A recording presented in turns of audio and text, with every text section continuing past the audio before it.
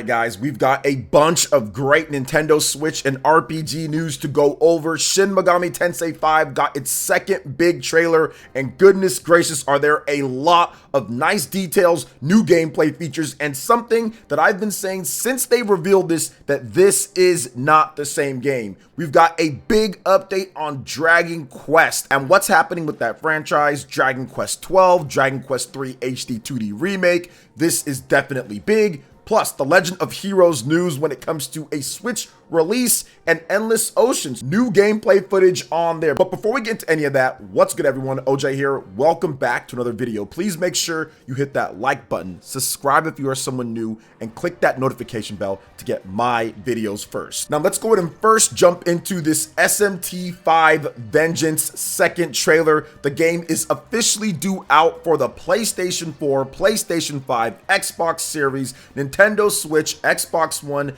PC on June 14th, and I'm telling you, this is going to be a must-play, must-own game at this point. Almost everything that was an issue with the original game and the footage that you guys are seeing, some of you guys might not understand because you didn't play the game, but most of the complaints, if you go back and look at the reviews, have been addressed with a multi-platform release. And then if you get in depth into some of the sub things that people are saying, people that like, let's say SMT4 or SMT3, but especially SMT4 and SMT4 Final, with the story in the game and human characters and them having more involvement, this second trailer reassures that that will be a big part in this game. Now, a couple different things that I'm just going to say with this trailer. Overall, if you look at it, the trailer shows that it has much improved visuals. Over on the YouTube page for it, you can watch it in 4K 60 frames per second. So I'm guessing that if you're playing the game on the PS5, if you're playing it on the PC, if you have a PC strong enough, if you're playing on Xbox Series X, you're going to be able to get a native 4K 60 frames per second game, as the game was originally a Nintendo Switch game, and they're essentially upscaling it, up-resing it, probably doing a little bit of texture work here and there, and creating brand new demons for it. So that was one of the big complaints with the original game, and right here you can clearly see that the graphics, that the presentation has been enhanced greatly. Some other things, if you've played the game as much as I have, because I put 130-40 hours, something like that, I played through all of it, pretty much 100% of the game. One of the things was the navigation through the maps and the areas. It was very difficult to sometimes get to certain rooftops. You had to kind of go around and find staircases and all this weird stuff. When you're Nahobino, you should be able to just jump up there or essentially have better ways to travel. Well, you've got that here in this, where you can travel from different areas to different areas. Another thing that I noticed with this is the new demons and the specific demon skills, which we did know about, but they showed it off a bit more here. So if you have certain demons that you do like, that learn certain skills, you can hold on to them, you can level them up, and they have a unique power to them, and even a unique tag team or triple team power with other demons that have a similar affinity with them. So there are a number of good changes here that I really like. Now, for those that are still kind of confused on if this is a new game or just DLC, essentially treat it as a brand new game, especially if you've never played the original SMT5. This is essentially a brand new experience. You can play the new experience with the new characters added in, the new demons, everything that they've done in order to make a better experience, or you can simply play the vanilla SMT5. There's two paths that you can take. So it's essentially the base game and a new game, and they just jammed the new game into the base game and giving you the option of which one you want to play. And obviously I recommend playing the new game with the added human interaction and characters, with the specific demon skills, with all of the new features. You're going to be able to have like a home base to where you can go and talk to your different demons and characters. You can potentially even get quests and information. There is so many good things that I saw about this. And then to top it off, as many of you guys have already seen probably in this video, there is a brand new Nahobino form as well, with new areas, new locations, new characters to talk to, and new powers Nahobino will get. And it looks absolutely incredible. He has like this freaking mask over his face. It looks really cool. The design is awesome. And he has like a twin like Schmittar blades, double blades, which is just super dope. this is exactly why they took some time before they announced re-release of the game. They essentially made another game, and that's why it took a number of years in order for this to come out, but it's worth the wait. It's going to be an incredible experience. I love the original base SMT5, and now since I've already played that, I can experience the full game when it comes to everything with it, and also the little things that maybe I didn't get the first time that they're going to flesh out in the new path. So this is a must buy, and man, this might be the best game of 2024 for me, man. I'm really looking forward to playing this. But yes, new dungeons, new demons, new features, better graphics. This is going to be fantastic, guys, and it's coming out on pretty much everything here. And I think I might have missed Xbox One, but it's coming out on Xbox One as well. So there's no excuse not to check it out now. It's no longer tied down to just the Nintendo Switch, and people can enjoy it. And I'm hoping, since they did kind of remake the game here in some ways and also add in a ton of features, I'm hoping that they actually took the time to improve the performance on the Nintendo Switch so you don't have those frame rate drops during some of the cutscenes and during some of the gameplay moments in the open-ended areas, and even during the battles when certain animations are triggered. So hopefully they took some time to do that to optimize as well. So yes, due out June 14th, definitely excited for it. But speaking about something that's not as hype when it comes to Dragon Quest, the Dragon Quest series executive producer Yu Miyake is stepping down in the midst of Dragon Quest 12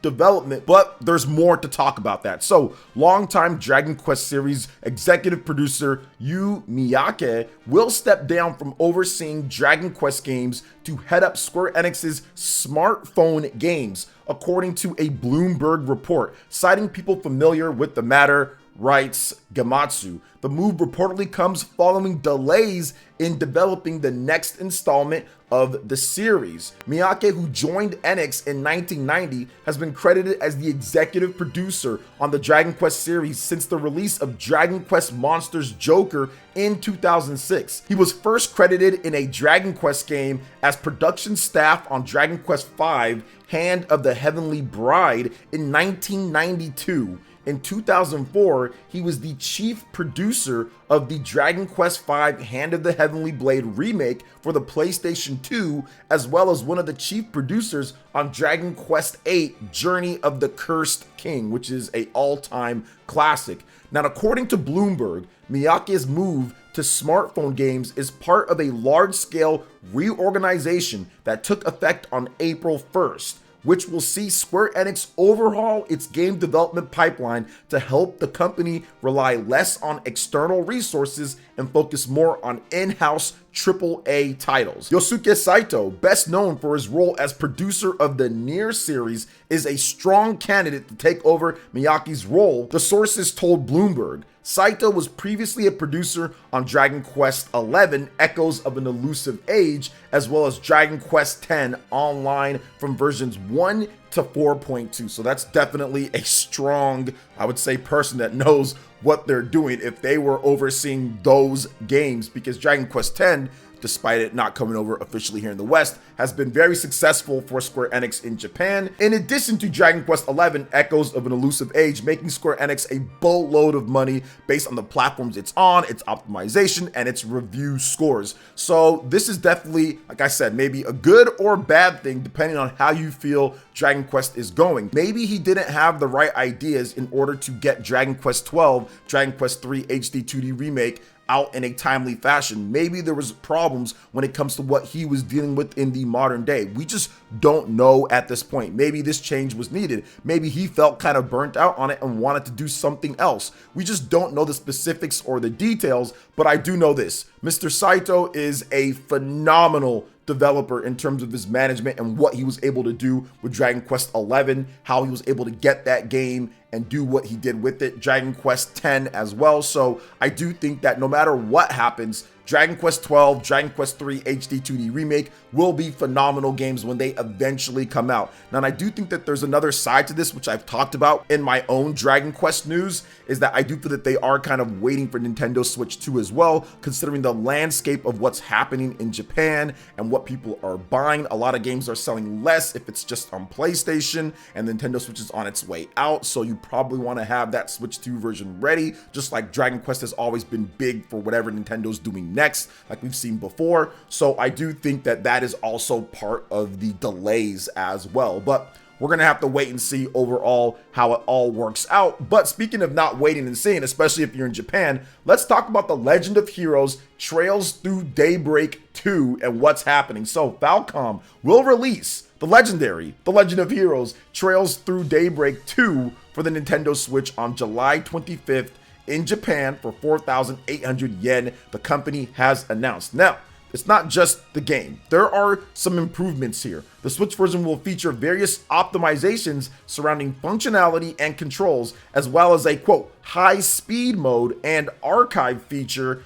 Players can set individual speed settings for the field and command battles, and the archive provides information such as character introductions, a series glossary, and pre-story that looks back on the events of the first game. Now, the first print physical copies of the Switch version will include The Legend of Heroes Trails Through Daybreak 2 triple content set, which features the Van exclusive Mishi suit, hollow core voice, and The Legend of Heroes Trails in the Sky background music set. Legend of Heroes Trails Through Daybreak 2 first launched for the PlayStation 4 on September 29th, 2022 in Japan, and October 27, 2022 in Asia, followed by a PC via Steam, Korean, and traditional Chinese release on January 25th, 2023. So it's a really good game.